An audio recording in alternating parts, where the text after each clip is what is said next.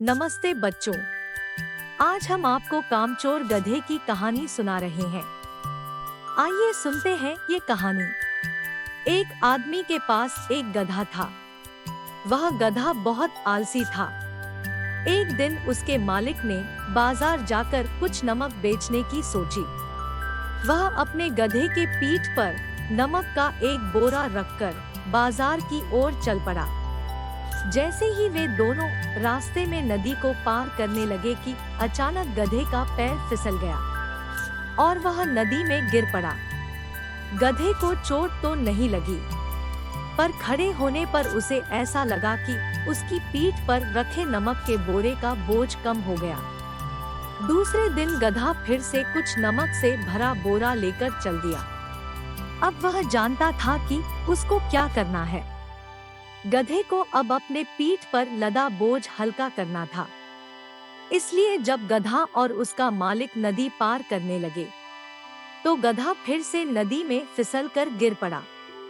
इस बार फिर से उसे अपनी कमर पर रखे नमक का बोझ हल्का लगने लगा। उसने सोचा यह ठीक हुआ।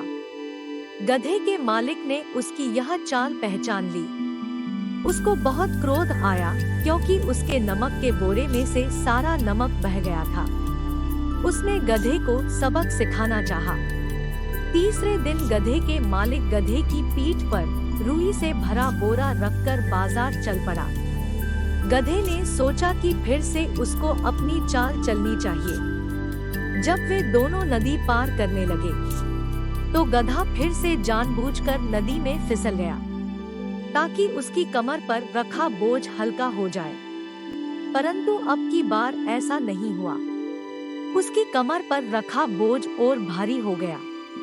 कामचोर गधे को उस बोझ को लेकर चलना ही था, जो अब बहुत भारी हो गया था।